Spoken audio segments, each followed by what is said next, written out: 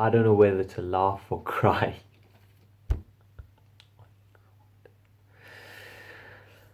Manchester United 0, Arsenal 1. We are just a roller coaster of a team right now. So much right in the game against Leipzig, and so much wrong today against Arsenal. Arsenal absolutely deserve to win. Fair play to them. Wow, we were bantered today. We were bantered today. Unfortunately for us United fans, there's nowhere to hide. We have been beaten by the club we've been calling a banter club for years. And they've pretty much come here and they've played us off the park. Let's be honest. Let's be honest. And where do you begin that shit show? Ollie line up with a diamond again. Positive, but oh my god! I think as soon as the game started, 5 minutes in, you already knew Fred and McTominay didn't know what they were doing. I don't think I don't think that's necessarily on them. I think that had to do with the coaching because it's Fred, McTominay, Pogba, Bruno as the midfield diamond, and then Rashford and Greenwood. But it was weird because Fred was playing the holding role and McTominay was playing box to box. But in the Leipzig game, Fred was better box to box with Matic as the holding role. All you had to do was just swap the positions. And maybe it would have been better.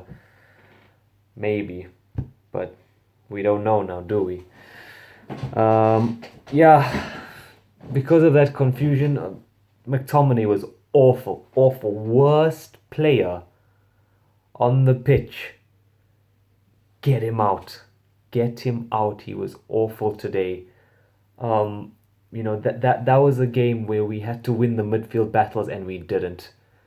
Partey and El Neni wiped the floor with our midfield completely. Our front four were quiet today. Bruno, Pogba, Rashford, Greenwood didn't have much to do. First half, Arsenal had most of the chances. We had one from, by Greenwood. But it was a straightforward stop from Leno. But Arsenal had most of the chances. To be fair, in the first half, Arsenal should have been 2-0 up. And we went into half. I went into half time thinking McTominay needs to get off the pitch. McTominay needs to go. Get him off and bring on Matic because we need to start winning the midfield battles. Woo! Second half. Ollie just I don't know what Ollie was thinking. Ollie's just bantered himself. What he's did in that second half. He has absolutely bantered himself. That's why that's the only thing that's preventing me from crying. Just of how funny he bantered himself. Second half, we show a bit of intensity. I don't know what Ollie said to them in the at halftime, but we came out with a bit more intensity. But we still had a crap midfield. It didn't really help. Nothing. We didn't create anything worthwhile. There was it was all bark and no bite. That's what I would say for those few minutes of in the start of the second half for us. Whoo! And then the substitutions. I'm over here on my bed screaming to for Ollie to take McTominay off, right?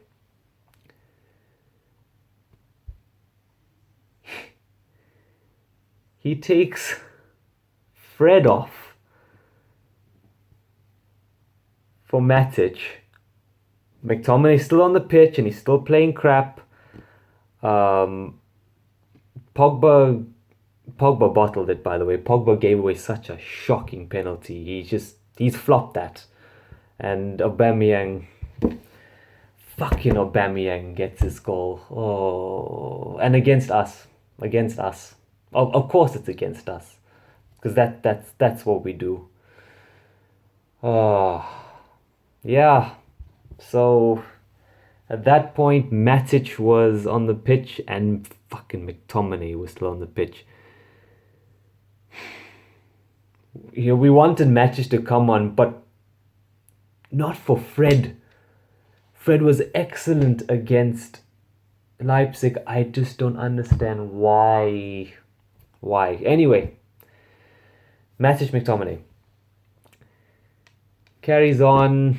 Arsenal get back into it after a while, which just shows you how much of a, which just shows you how badly Ollie bottled that first substitution. And then Greenwood comes off for Cavani. That's an okay substitution.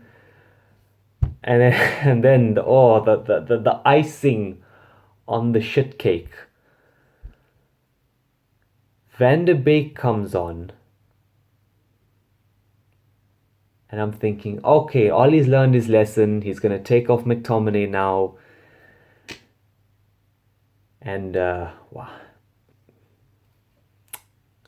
Bruno comes off. And at that point, I lost all hope. I was speechless. I don't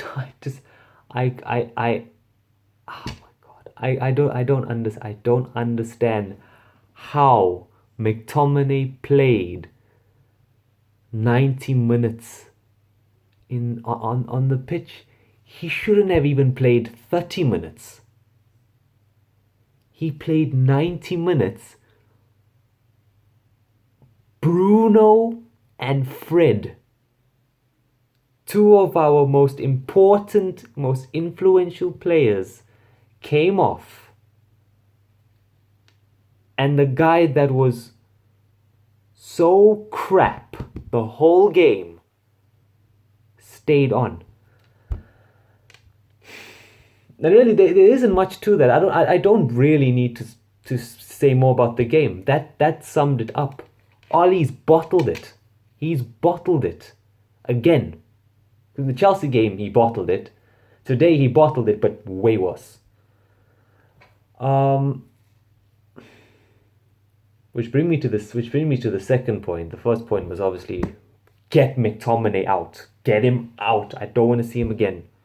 Please. He's a bench player. Leave him on the bench. But the other thing I learned now is this: Ollie still has a lot to learn.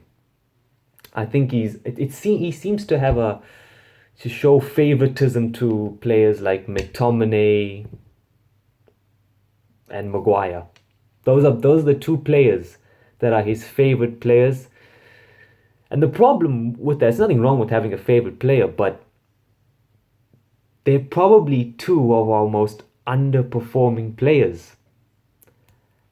And two of the players with the least potential, with the least ability.